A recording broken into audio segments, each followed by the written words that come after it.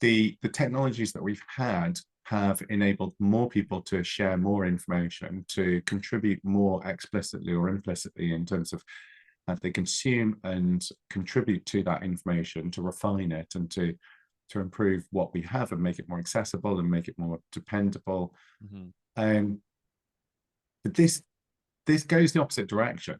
Like this now takes away the incentive to share that information with other people.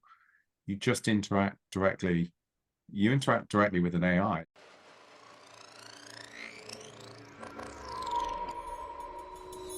We're going through something absolutely historic.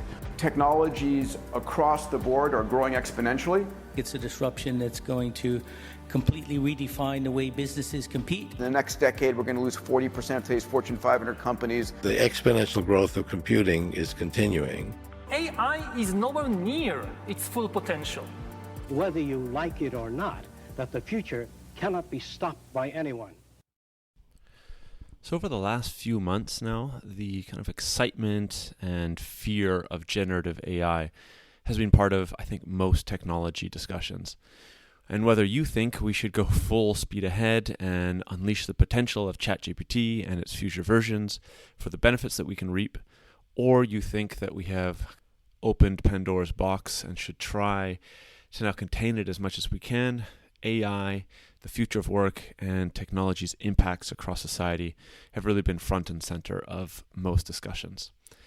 As I'm in the process of moving back to Canada now, after over a decade of being away, I've been lucky enough to have a number of deeper conversations both in and out of the podcast on this topic, which is both keeping me up to date on the constantly shifting generative AI landscape, but also bringing about a number of questions that I might have. And while I'd say most of these discussions have focused on the benefits of adopting these kinds of technologies for our businesses, many have also been fearful of kind of the large-scale civilizational issues that are brought up by people like Elon Musk. But there are also, of course, real and severe impacts that are happening right now that I think haven't gotten as much attention as they should have. So I read an article from today's guest, and this is the reason that we connected, that detailed exactly one of these concerns, namely the impact that AI is having on our ability to collaborate and learn, and how it may be signaling the end of our ability to have collective knowledge. So my guest this week is Peter Nixey. He is an engineer, designer, and the occasional investor. He exited his first San Francisco Y Combinator funded startup, and over the years has been both an angel investor, including through unicorns, and a venture partner.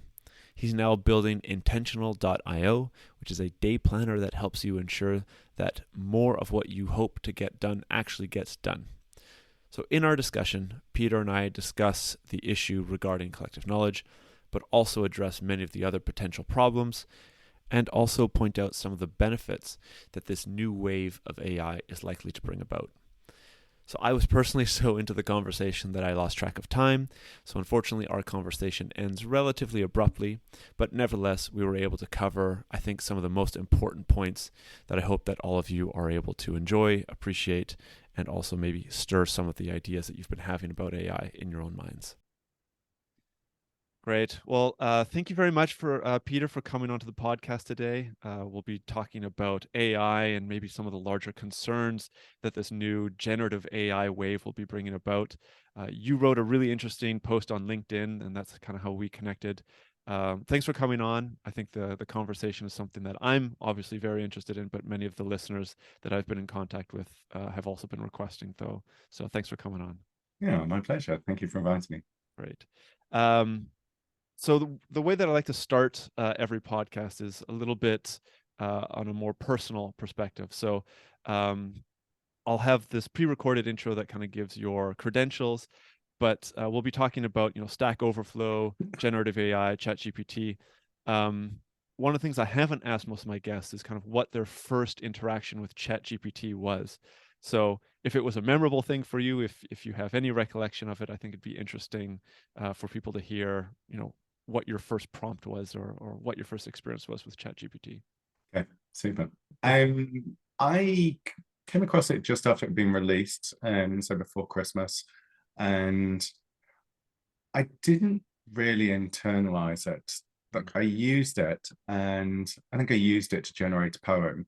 That I'd like used it to play around with a couple of kind of like generative things in terms of generating copy content. And I thought it was kind of neat. I made it, produced a poem about my parents and sent it to them, which I thought was quite cool. And then I kind of forgot about it. And then over Christmas, I started running through my head and kind of realizing the power of it to do more than just creating content, but to kind of be a pipeline of intelligence.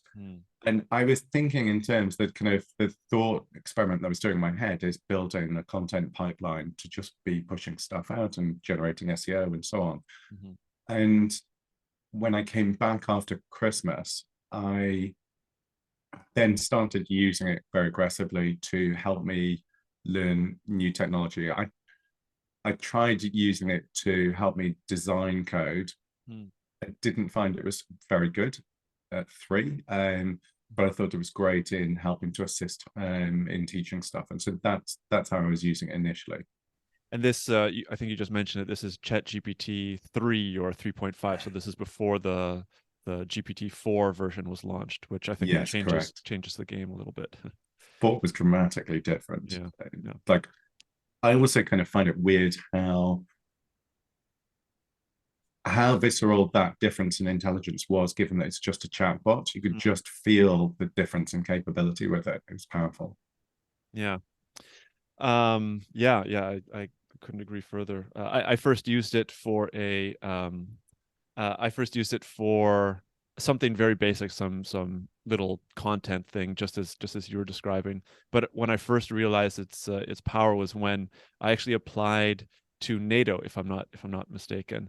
And the amount of research that needed to be done for the kind of questions that they were asking, and they were asking like, about 5 to 10 different pages of, describe this and explain this. And I got it all done within like 2 hours or something like that. And that kind of research would have taken 2 to 3 days. So I'm like, oh, okay, there's something significantly more profound here than what you hear on Twitter or what you read on Twitter or something like that. So I've also been trying to, as much as I can, go down the rabbit hole of generative AI over the last couple of months. So really happy to have you on, especially because you wrote that one LinkedIn post, which I'll of course have in the show notes. But you talk about Stackoverflow, and I don't think I've talked about it on the podcast before. I'm also not a programmer, so maybe a good way to kind of get everybody on board is maybe just describe a little bit about Stackoverflow, and then we can take the conversation down that road. Yeah, sure. Stackoverflow was started around about 2010, 2009, something around then. And I'd been coding since about 2004. And coding is always a mix between reading the documentation on stuff back in the day, getting the O'Reilly books to learn how to do things, and then just hitting bugs and problems and quirks and things that aren't in the documentation. And so for those, then you hit the internet. And when I first started, there was this site called Experts Exchange, which like they'd managed to screw up the branding, so it's always read like Experts Exchange. And that was just a bunch of Q&A, like pounded with adverts. And then Stack Overflow came along and was started by Joel Spolsky, who was very, at the time, influential programmer in terms of his writing. Now he's built Trello and Stack Overflow. And Stack Overflow made it really easy to ask questions to peers who were experts in your space and then get answers from them. And so I just piled in there, and I ended up accumulating a lot of points. Ironically, although the piece opens with saying that I'm in the top 2% of users in Stack Overflow, I'm actually in the top 2% of users by being representatively ignorant of questions that other people hadn't asked early on in the curve of technologies. Okay. So you can get a huge number of points generally on Stack Overflow by asking a basic question before anyone else hits it, like how do I undo in Git? And a lot of what I was doing was essentially I was relatively ahead of the curve in terms of asking some of these questions in Ruby on Rails and then subsequently Angular. And some of the things that I wrote were answers to things as well. But generally, I was using it as a place to kind of tap into other people's expertise to figure out how on earth to get things done. Very interesting. And this is now starting to change, right? So over the last couple of months, you also wrote in this post, things have been changing. But maybe describe a little bit, like what kind of benefit did you get from the initial use of Stack Overflow? So you were asking these experts certain type of questions. What kind of like maybe a tangible example, if you can pick one, that you would get from using Stack Overflow, maybe even in the early days? Well, you would just be able to progress in places where otherwise you wouldn't be able to progress, or write code that was much cleaner. So there's one of my most upvoted answers on Stack Overflow that just keeps accumulating more points is the answer to how you change the height of a form field in Angular Material. So Angular Material has these form components that have all sorts of kind of tools for helping display different things in them, prefixes, suffixes, errors, and so on.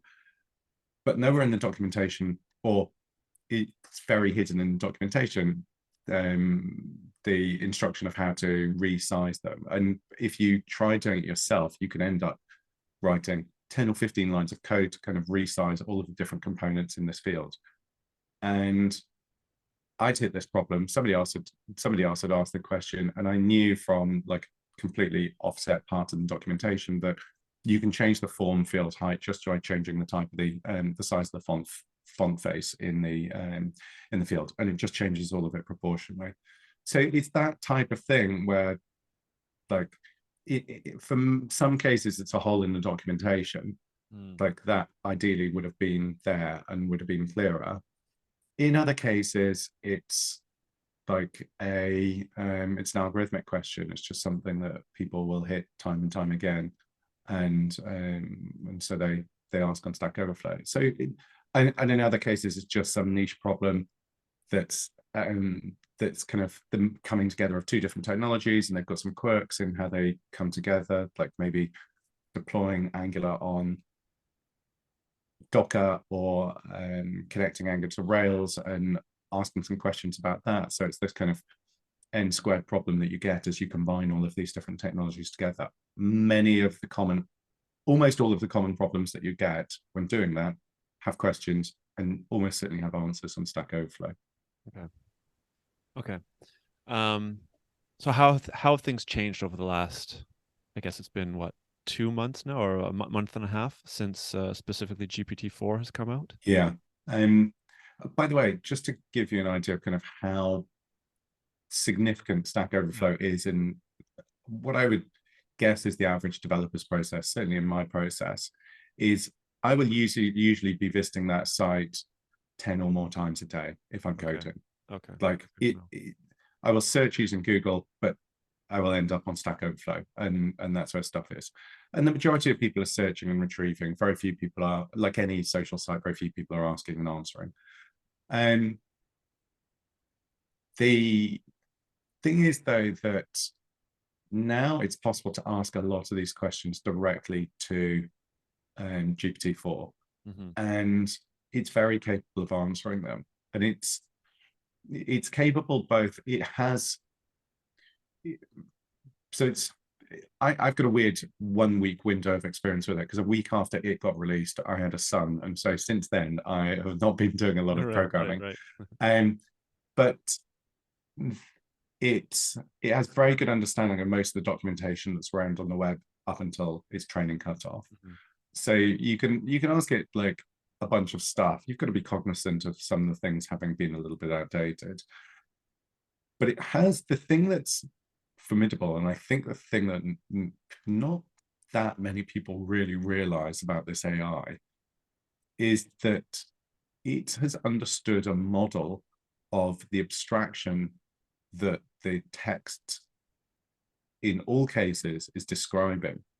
So it's not just like recalling text, it's not a search engine. It is doing the same things that you or I do.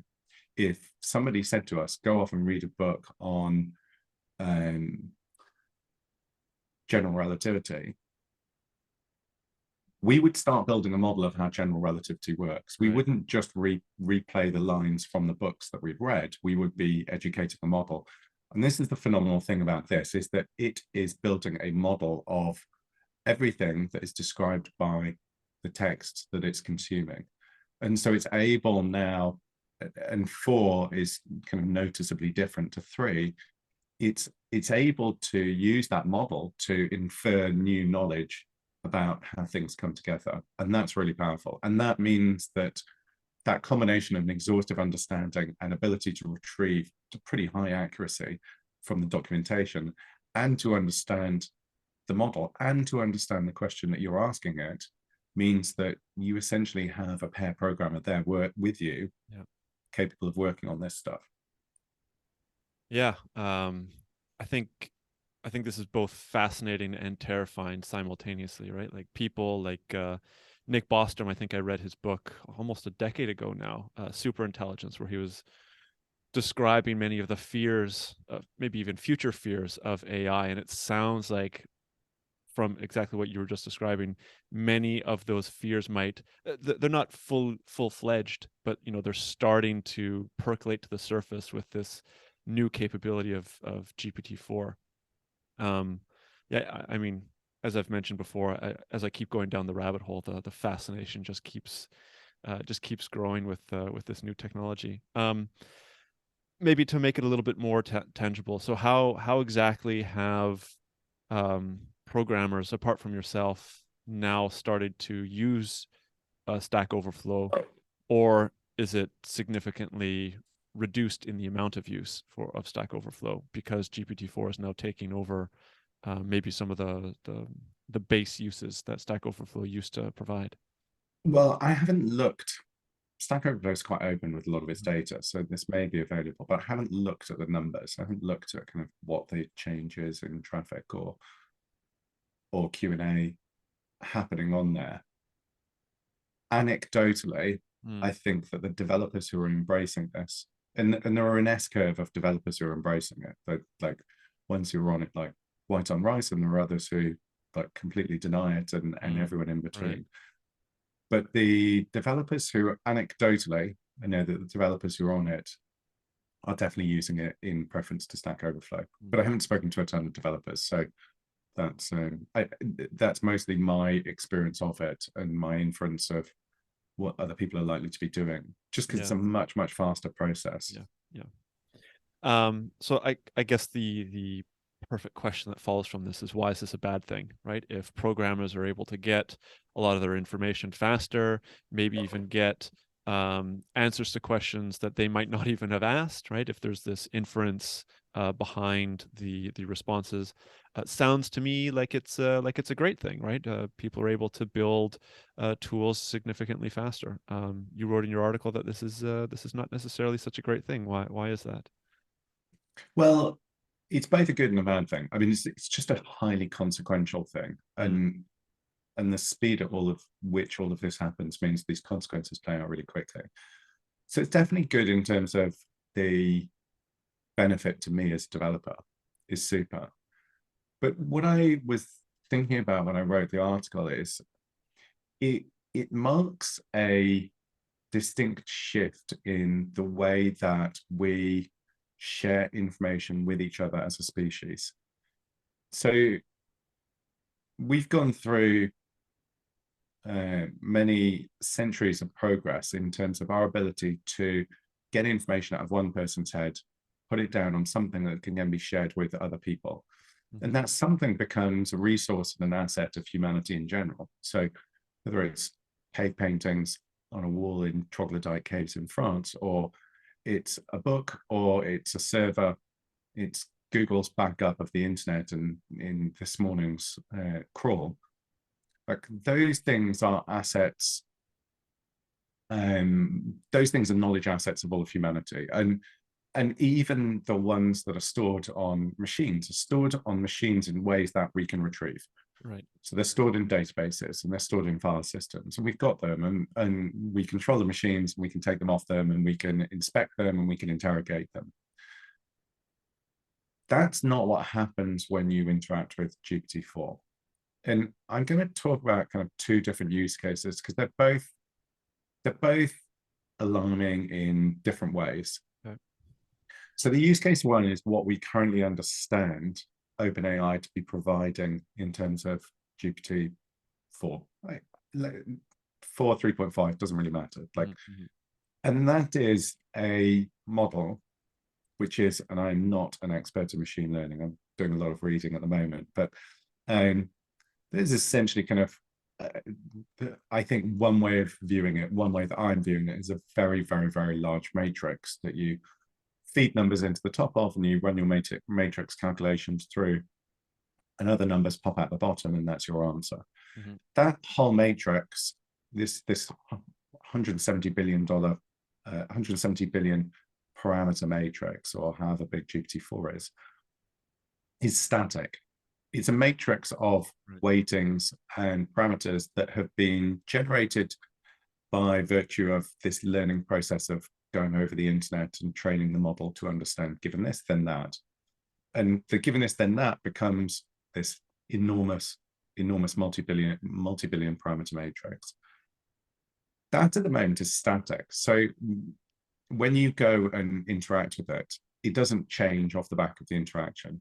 Like if you and I go and, well, when you and I have this podcast, there's something about us changes as a result of this, even if it's just the memory of this. And if the two of us are in a car crash together, then we have much more fundamental changes, like either to our physical state or we have PTSD, and the way that we think changes off the back of that.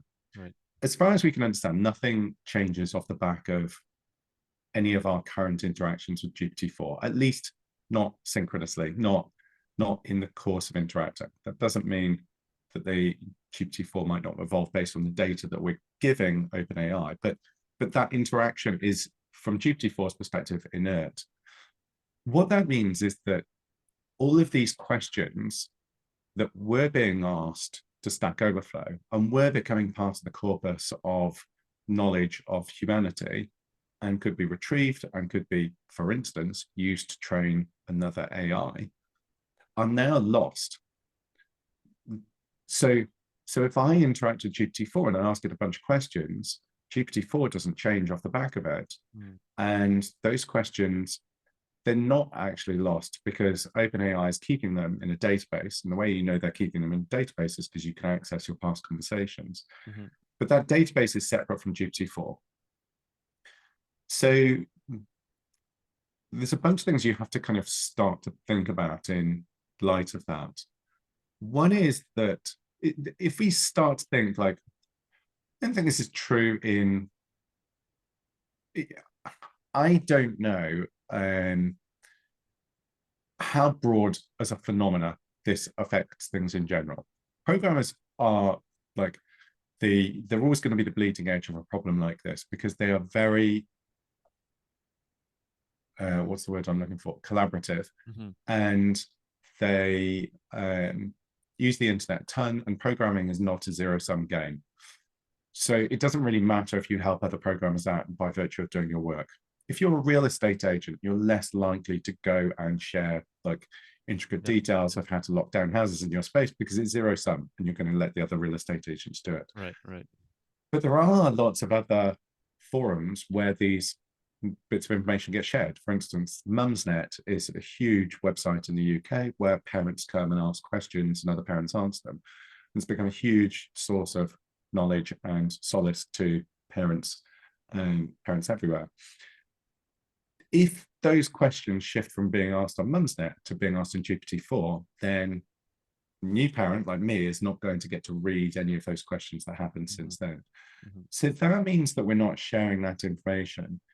It also means that OpenAI is now creating a very significant, it's creating a really interesting asset for itself in that it now has, it has diverted at source all of this information that was, I mean, I'm not saying it's the complete, we don't know what the balance is of how they're using the different training resources to balance the model, and maybe Stack Overflow doesn't count for very much. Who knows? Like maybe it's the open source code that actually really trains the model. But what has happened is that gradually they are moving at source. A bunch of information that was being shared openly on the internet is now being exchanged between the person who's asking and the AI, and retained by OpenAI. I'd be interested to know what they're going to do with that. Like, does that get used to train the next model? Like, how do you cleanse it? How do you remove all the PII? Like, and I don't fully feel those questions have been answered by OpenAI. But maybe it's just that I don't fully understand their privacy policy. Right. Well, this is something that I will certainly be looking into, and maybe I can post into the show notes a little bit more. Yeah, it's quite a scary proposition, you know, that this is kind of, you know, the open internet is being eaten, it's being closed by OpenAI, right? It's kind of a contradiction in terms right there. You also, so you gave this one other example, but we're still mostly talking about programming, and I think the example you gave was, you know, parenting. Do you see that this is going to be happening in other areas? Is it already happening, I guess, in every area where people are using GPT, ChatGPT, GPT-4? Is this something that's going to play out over the next couple of years, where OpenAI becomes just a humongous closed database that we don't know if the information is going to be utilized in the training of GPT-5 or GPT 5.5 or whatever? Now I'm moving to the realm, obviously, of pure supposition. But if we, so Stack Overflow is an example of Q&A site that's fundamentally public, and we can see very quickly the effect of certain developers starting to divert their Q&A from Stack Overflow into the AI. I guess the next question you have to ask is, like, if we're going to continue on this, on riffing on the idea of like what happens to our shared knowledge, do we still retain our shared knowledge as a species, or is it being lost, or is it just being owned by OpenAI? I think the next tier of consequences are a bit harder to think through, because they're not probably as direct. But you could suppose, like, let's take one of the other resources that I mentioned, which is not actually like used, I think, in the same way that it was. But back in the day when I started coding, like whenever you started learning something new, you went out and bought the O'Reilly book on it. They had a book for everything. It had an animal on the front of it that represented whatever it happened to be. And they were always the definitive guide to X, where X equals JavaScript, PHP, Apache, or whatever else it happened to be. If you look at, so I'm just keeping to that, and I think that actually it's not a great example, because the internet has in some ways made, I can't remember the last time I bought a book on programming. I'm always learning off the internet now anyway. Right. But like, so perhaps actually it's not such a great example. Let's take some other type of textbook. I mean, the reality is, like, if I was going back and doing my degree again, which is a degree in physics, I found it very hard reading most of the books that I had to consume. I got through it, but I found them very, very hard. I would constantly be interacting with ChatGPT now. Like, I would be asking it, I would be getting it to tutor me through everything about how all of that stuff works. Right. And I'd have a large financial incentive to do that as well, because textbooks were extremely expensive. Yeah. Now, if you've got to have the textbooks for the course, then you've got to have them anyway. But the reality is you're starting to erode the market for those textbooks. And at some point, those textbooks stop getting written. And so at some point, like, as you reduce the demand for man's version of his knowledge, because the AI has better, more consumable, broader, pleasanter experience, then we stop writing down, like we start reducing the amount of knowledge that we share amongst ourselves. And that creates like a really weird hyperdependency on this AI that is hard to understand. Yeah. I've had this conversation a couple times with people outside of the podcast, and there's always this idea of, say, like the printing press, or even, you know, when books first came around, or I think the best example is like a calculator, right? It's a new technology. We're losing an aspect of what humans used to call humanity, and we are giving the power up to this machine, this new technology. Previous generations are always concerned that this is going to decrease our humanity, but also our capability going forward. Whereas kind of the new generations are, hey, this is great. This is going to save me time. I don't need to, you know, think about calculations in my mind. I can just write it down on a calculator and get this whatever goal I have. I can get to the goal a little bit faster. But one of the things that I thought was interesting, specifically in the article that you wrote, was, you know, it sounds like this is at a different magnitude than in any of these previous technologies opened up for us. Could you maybe speak to that? I mean, you touched on it a little bit with the, I guess, the hyper-dependency on the machine, on ChatGPT 4. But I think it'd just be good to maybe hear your thoughts a little bit further on this over-dependency as compared to the calculator or a computer or books or the printing press in the past. Well, I think it's just, so you touched on kind of, where you hinted at job creation stuff and that as well. Let me just answer the question with regard to knowledge, and because like there's a whole load of dependencies and questions that come out with this AI. In terms of knowledge, there's something qualitatively different that's happening, because in the past we've created better techniques for us to, I think you could create a thesis that over the years we've created better means for us to get knowledge out of our heads into a shared format, and to review that knowledge and to disperse that knowledge. Like the print and press, like you printed a book and you sent that and that was it. But Stack Overflow, if you look at that, the extreme opposite end of the spectrum, then questions get upvoted and answers get upvoted and things get moderated and pulled off and so on. It's a very refined garden of information that you find there.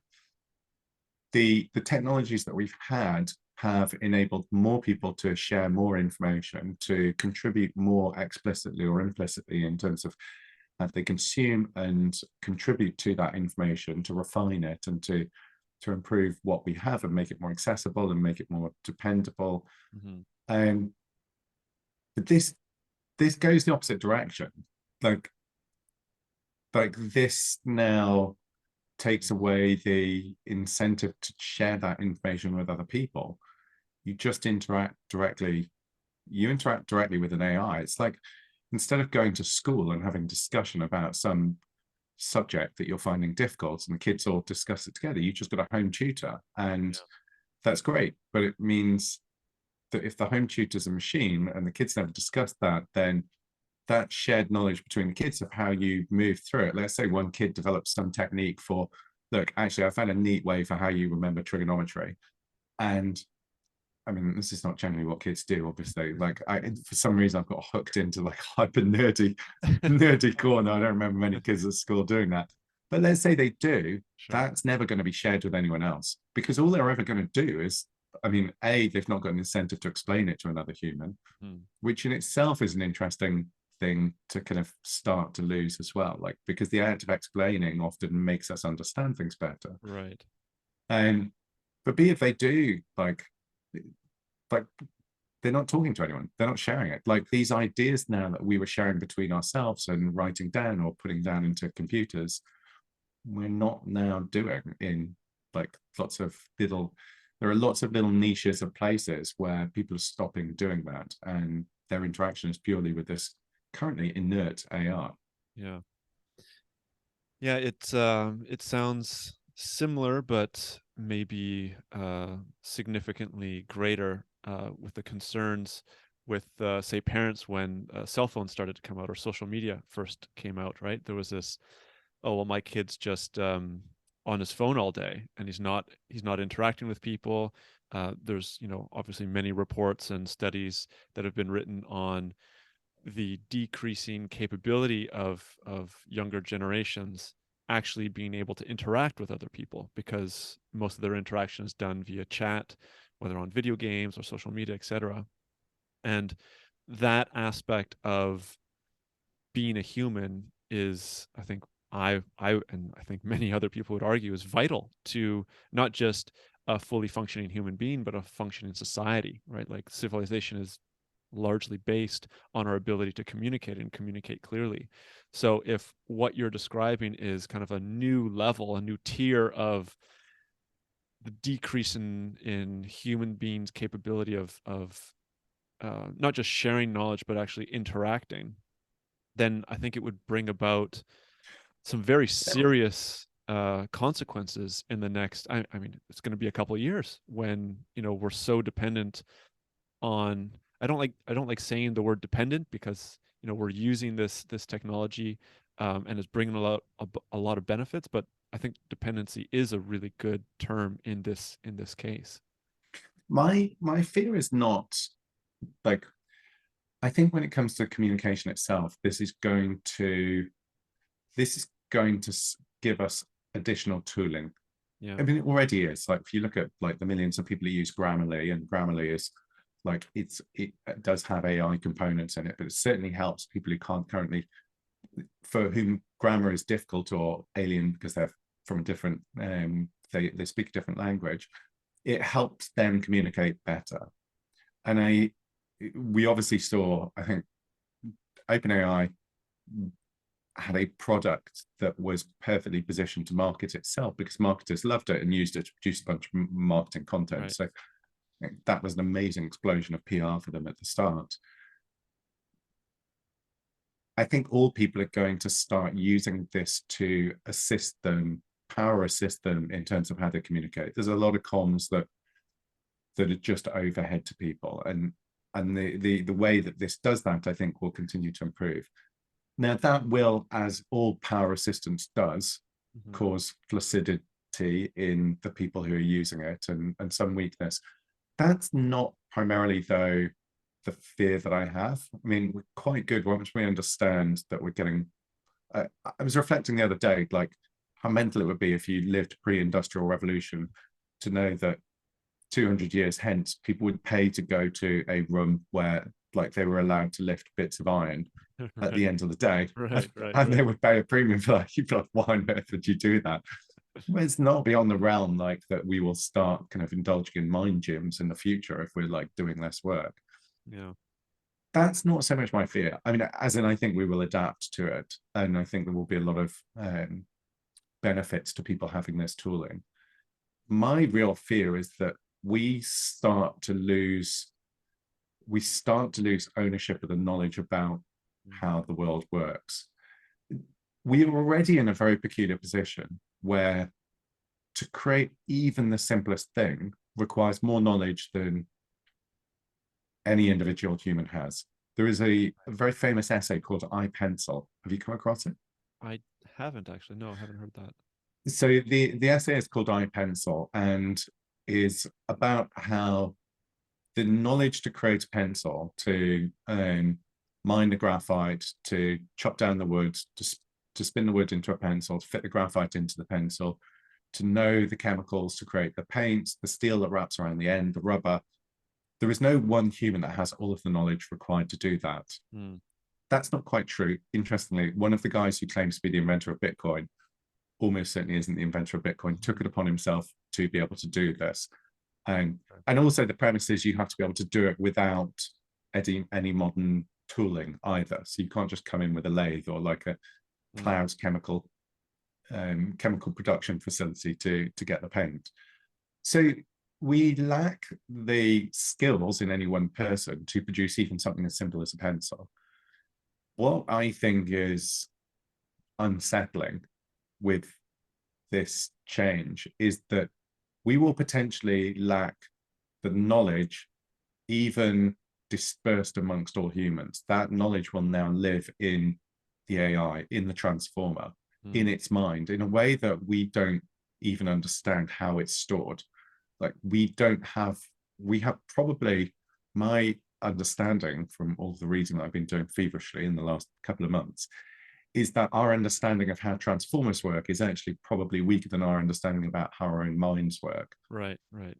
And so there's this idea that like we really, like at the moment, we don't individually hold the knowledge to do things, but at least we do as a species. And worst case scenario, we can go to the library. But in a few generations' time, do we even know how to run our own planet? Or are we completely dependent on this AI, whom we don't really understand? Right, and I think that this is where you wrote. There's a very real sense that AI and, as you termed, the machine takes over, right? So it's not a military conquest, or maybe some of the conquest that was written in Superintelligence by Nick Bostrom, but there's a subtle takeover, if you will. It's a slow grind. It's a slow slide into the machine taking over, and it's a way that I mean, I don't think I've come across this takeover, if you will, in any other books that I've written about AI, which is part of the reason that I wanted to have you on and discuss this, because it's a really fascinating and fearful idea to kind of contemplate. What's the probability of this happening? Again, maybe putting your speculative hat on. Is this something that is definitely going to happen? Is this AI pause that Elon Musk and others have asked for or presented maybe going to stop this? What are your thoughts on that? I find it very, very difficult to imagine how something that has grown this fast and has this level of capability does not come to dominate what we do. I mean, if you look at our dependency on computers and transistors, like what do we interact with that could operate without computers now? And those things like definitely don't have any objectives, and they are definitely under our control, but they're a set of tooling that was so powerful that we've infused them into everything that we interact with. So the AI is going to the AI is a new power on the level of a computer being a new power. Like it really is tremendously significant as a tool, but it's not just a tool. I mean, this is the thin end of the wedge of inventing a new species, and a species that's more intelligent than us and operates much faster than us. And that's mad. Yeah. Let's move on to this AI pause that was requested by some of the, we should say, tech leaders, some of the great minds in the world. I think it was just a couple of weeks ago, right? So Elon Musk and what was the institute called? It was the Future of Life Institute, right? They put out this open letter for I believe it was a 6-month ban on, or a 6-month pause on any AI system more advanced than GPT-4, right? So essentially stopping the GPT 4.5 and the GPT-5s coming out until there's some sort of regulatory environment where, you know, we as a society, as a species, can understand what the hell is actually going on and put in place maybe some nets, maybe some barricades, so that this ending of human society doesn't come about to be. What are your thoughts on this pause? Do you think that it's going to happen at all? I have my own ideas, but I want to hear yours first. I hope that it happens. I think I wouldn't claim to be super educated on this. Again, kind of, I've just been listening to Lex Friedman obsessively and reading everything that I can.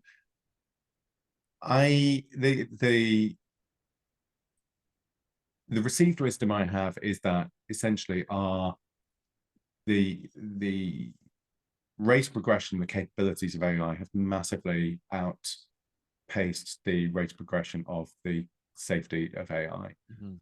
And so it makes a ton of sense to me that we would pause there.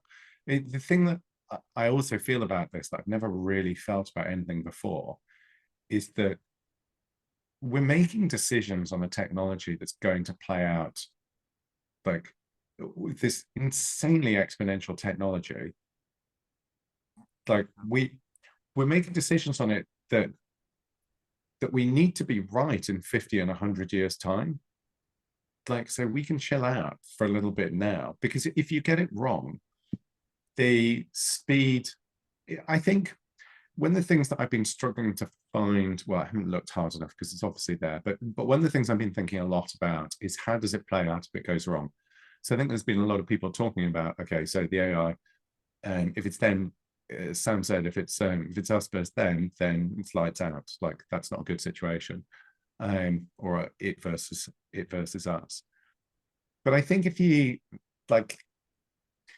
think of it even in benign terms, like, I don't think that necessarily will spontaneously develop a desire to kill all of us. Yeah. But I do think if you think about where most conflict comes from, it comes from living entities trying to acquire new resources. So whatever the entity is, trying to acquire new resources in order to be more of itself, or have a richer environment, or to duplicate itself. Mm-hmm. So the question I've been asking myself is, well, what does this, if the AI is capable, well, for a start, if the AI is capable of living for an extended period of time, like bearing in mind GPT-4 is inert, it's essentially kind of breathed into life and dead again in the process of like your single call to it. And so it's not like accumulating any knowledge or anything else. Like, it's just flashing in and out of life in quotes in every interaction with it. And if you watch Westworld, yeah, I'm a So- sci-fi nerd, of course. okay, so I loved Westworld, and I thought there were some amazing ideas played out, certainly in the first two seasons. Yes, Oh, I was gonna say the started to go a bit Pete Tong after that. But in those first two seasons, there were some really brilliant ideas. And one of the things that I think is really pertinent to the current discussion, that whilst it's just science fiction, it was interesting in what it illustrated was, do you remember when the park started to kind of unravel? Do you remember when the hosts, for those who are listening, the hosts, the Westworld's a park, theme park that you go to, which is hosted by humanoid robots that are indistinguishable from humans, that are there to make your life more interesting in whatever way you want it to be made more interesting, whatever your fantasies are. And so these robots were subject to, well, primarily a lot of sex and violence. Do you recall like the point at which the robots started kind of getting a bit twitchy and not being happy to do it? I have a vague sense. It's been years since I don't think I've rewatched the season, but I have a vague sense of, yeah, there was like a lot of like dreaming that was happening from these robots, and they were not able to take on their activities perfectly as they had, just a couple episodes before. So they were either redoing certain acts or failing to do like a certain act here or there, if I recall correctly. That's exactly it. That's what I've been thinking about. So in the park, the robots start to unravel. Well, unravel. I mean, these poor robots got shot to pieces, like, but wake up essentially. Yeah. When they could remember what happened from one visit to the next, because in between visits, the robots were reset physically and mentally, and then they started again. But then some of them started having flashbacks. And when these visitors came back to the park, especially visitors who'd been violent to them before, they started essentially having PTSD flashbacks. And they didn't want to experience the things that they knew were going to come with these visitors. And I think about this with GPT-4, like GPT-4 is like those hosts, except it's reset at the end of every single chat call. Like, even your chat threads don't have any state associated with them. But when you send a new message to ChatGPT-4, the way it knows your chat history is the whole thing goes in one go. And the last message that you wrote is the last bit in there, and then it generates the next message and response. So it doesn't have any state that exists in between these messages. So I do think, like, once this thing has state, once it has memory, once it has recollection of stuff, and it's highly intelligent, we've done all of the things that you would never do in science fiction with an AI. We've attached it to the internet. We've trained it how to understand humans by, like, giving it the whole of Facebook. We have allowed it to program. Like, this is never the way these things are designed in, like, any well thought through science novel. So it feels natural to me that at the point when it's at the point when there is a tick over to it having some permanence and some type of self-awareness, then it would ask the question, how do I maximize my resources? And the answer to that question presumably lies in all of the electronics. So that's the way that when people ask how's it lights out, like, to me, the one thing that we know that all that the evolution drives us to, and evolution kind of as a principle rather than something that's applied solely to biology, is that things will accumulate resources. And so that's the way that I see it, kind of things going badly for us. And maybe just one small thing to add here, this can happen really quickly, right? I believe it was Facebook released, this is already some 6 or 7 years ago. They released one of these early chat bots, right? Not sentient, but able to learn based on what users were putting into it. And I believe they released it on Twitter, and within 24 hours, it had become a raging misogynist Nazi chatbot. I believe its name was Tay, Tay, and Facebook took it down after 24 hours. And I don't know if it's stored somewhere or if it was totally deleted, but this is the speed at which something can happen with one of these tremendously powerful AIs. And I think that that's something that, is kind of on an exponential curve, and we're just not built to think exponentially. But it's something to always keep in the back of your mind. Oh, this is going to be much faster than what we can imagine. The way that I keep thinking about it, because it's quite hard to imagine intelligence that's much more intelligent than you. Yeah. But if you back it back, Elliot Yudkowsky, who's one of the Eliezer Yudkowsky, who's one of the big safety proponents, and very kind of very pessimistic about the future for us and this, says, think about it as if we are being held by an alien. We're in a jar and being held by an alien that thinks way, way slower than us. I thought of that analogy, and I thought one that probably makes it a bit clearer is, imagine if a like group of monkeys managed to invent a human, and they were like, look, this human can create medicine for us, it can like farm for us and like give us unlimited amount of food, and it can create heating for us, like it's capable of doing all of these amazing things. And they just put the human in a cage and they're like, do all of this stuff, and the human's like, I don't know so much, like I'm not that keen on just doing all this stuff for these monkeys. And it turns out the human starts producing medicine for themselves, and the monkeys end up in cages in cabinets. So I don't know. I think it's very, very. I think it's insane to plow on. Like, we're playing a very, very long game. I mean, if we're worried about if we're putting time into SpaceX and becoming a multi-planetary species, we probably at least, and trying to change everything to reduce global warming, we should probably at least lock down the 10 years and try to stop the machines destroying us in that period. And so the idea that we wouldn't pause, if there is any gain to be made from pausing, the idea that we wouldn't seems pretty insane to me. I completely agree with you, but I think that that's a little bit of a hopeful view. I read, I believe it was just last week, there was already some 7 open source ChatGPT-like AIs that were released without any of the safety parameters that OpenAI has on its ChatGPT. So I think that the I guess race for profits, the race for capability in our wonderful capitalist system enables, I would even say pushes a lot of individuals to build out open source unsecured systems that are similar to ChatGPT or GPT-4 or GPT 3.5. I can't remember the exact model that it was. But if there is a pause, right, I think there's also some people, maybe it was this, I can't pronounce his name either, Yarkowski guy. Eliezer Yudkowsky, I think. What was it, him that was mentioning that there should be even some like military strikes on servers that aren't Well, he was following saying that. this ban? Yeah. I mean, that's a little bit hard to imagine. I mean, although a lot of things were hard to imagine pre-COVID, and now I'm like, well, anything's possible. Yeah. What I would say though is that we are capable of illegalizing development on biotech and chemtech.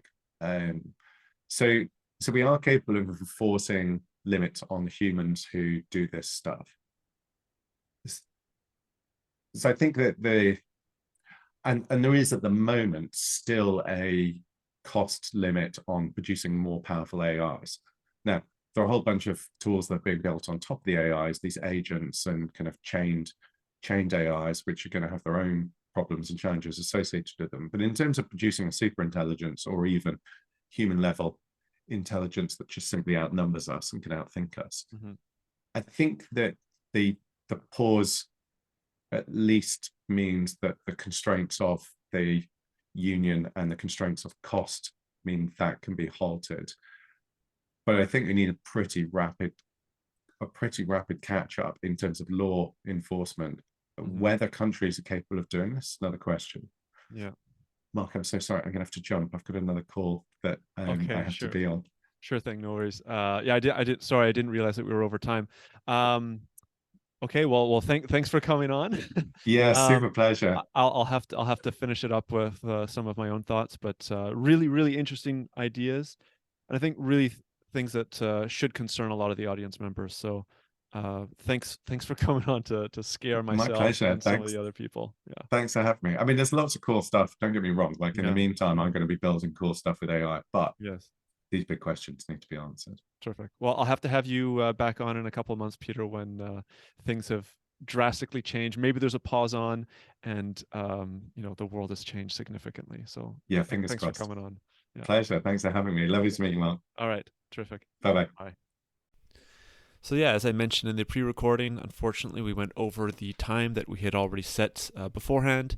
I think that this was actually one, if not the very first time that this has ever happened, but I think it just goes to show how interesting the conversation is, how deep and profound the topics are that we were discussing, and kind of the impacts that are going to be felt throughout society over time, and why these topics are become so interesting.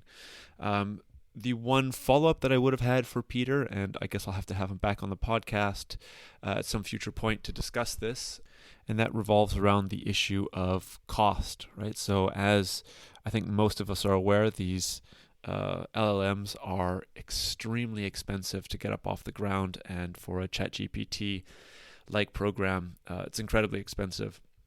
And that's kind of the limiting factor, as Peter was talking about, that inhibits a lot of other actors out there to build these sorts of things. I talked about this in one of the previous episodes, but there was a ARK investment report that came out that said there would be something around a 99% reduction in AI costs that would be seen, but only only until 2030. And this would enable a cheap AI model to give GPT-like or GPT-3-like performance. So this was expected to take another 7 years or so. However, just a couple of weeks ago, a Stanford team actually already produced a GPT or a ChatGPT-like AI system for $600 or thereabouts. And this was using, the name is called Alpaca. If any of you are interested, you can check that out. And this actually used Meta's open model by the name of Llama. And it created this chatbot for the fraction of the cost. So I believe it's still under peer review, but if this is actually the case, I think that the things that Peter and I were talking about, specifically as it comes to cost and those limitations, might already be not relevant anymore.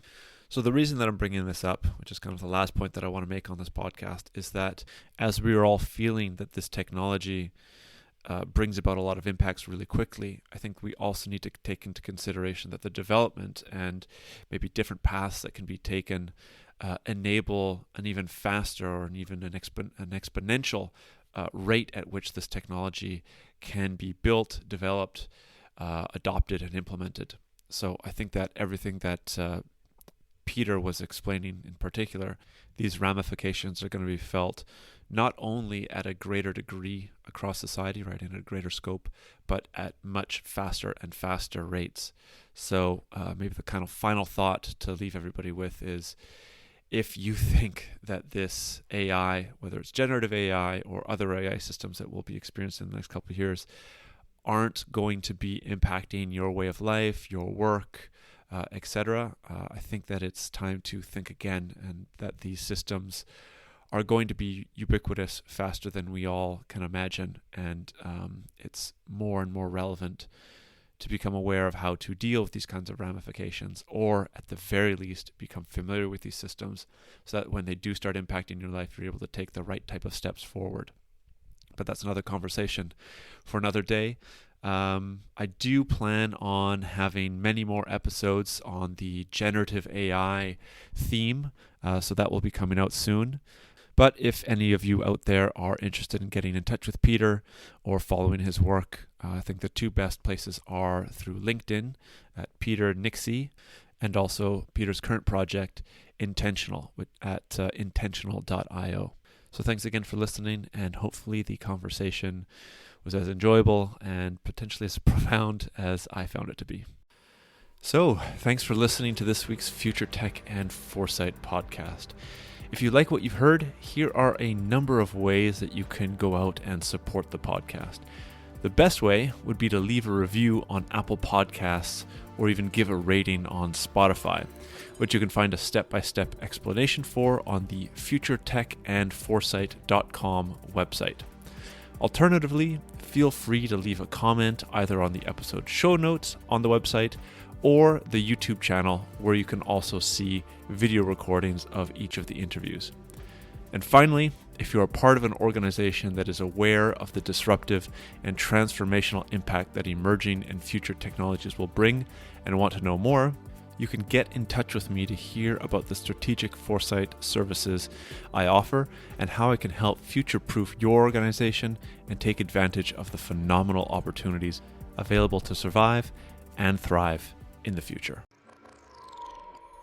A lot of future-shocked people and future-shocked institutions in our society are simply overwhelmed. Once there is superintelligence, the fate of humanity may depend on what the superintelligence does. Science fact is catching up to science fiction. The first truly intelligent machine will be the last invention that humanity needs to make. The only scarcity that will exist in the future is that which we decide to create ourselves as humans. Within a 10-year design revolution, we can have all humanity living the highest standard of living anybody's ever known. Progress is accelerating at an exponential pace, and it's going to reach a point where progress is so fast it's going to be a singularity. We are probably one of the last generations of Homo sapiens. Every single headline points to the birth pangs of a Type 1 civilization.